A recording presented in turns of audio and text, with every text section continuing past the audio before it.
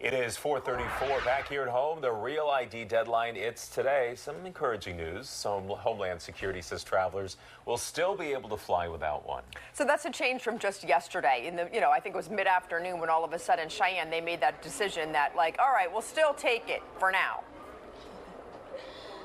Hi, Karen and Thomas. Yeah, that decision was made while a lot of people were standing in long lines at the DMV. Some people saying, hey, I wish you could have told me this before I stood out here all day. But yes, it is good news because you are still able to fly if you do not have that Real ID. But the bad news is you will have to deal with some additional screening with TSA. And I mean, who wants that? Especially when you have an early flight. You can see there actually is an agent right there that's been telling people to get their Real IDs out, to have it in their hand, kind of trying to sort through the process and work people through the next process of the screening. I know that there has been a lot of confusion about what is going on with these Real IDs. So to answer all of our questions, I have Jana Tidwell with AAA, who is going to tell us everything we need to know. What should people know if they're coming to the airport today, want to fly, and they don't have the Real ID?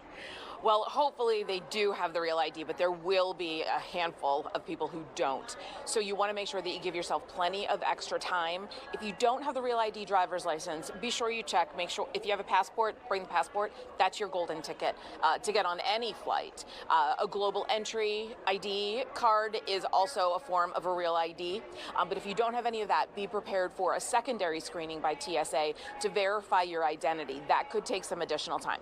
And when we talk about additional screenings, what could that look like and how much time could that possibly add on to the process? Honestly, there's no telling how much time that's going to add to the process. There's a form that travelers without the Real ID will have to fill out with TSA, and then they will do their best to verify that you are who you say you are as quickly as possible so you can get where you need to go. And you are the travel expert. In your expertise, how do you think that things are flowing this morning? This isn't really a busy travel season, or is it? Well, this is really the beginning of the summer travel season. First flights out in the morning are typically busy. We are seeing a line, but we haven't heard of any major delays. PHL has staff here, TSA has staff here. They're really trying to get people moving as quickly as possible, especially those that do have the Real ID, just to make sure that they can get through the lines as quickly as possible without too much of a delay. That makes a lot of sense. And again, just to reiterate for people like myself, I have a passport, so I have that golden ticket. Why do you say it's like a golden ticket? Because the passport is a federally issued form of identification. That's what you need to travel internationally, but many people don't realize you can use that as a form of identification to travel domestically, and you'll need that now for a domestic flight.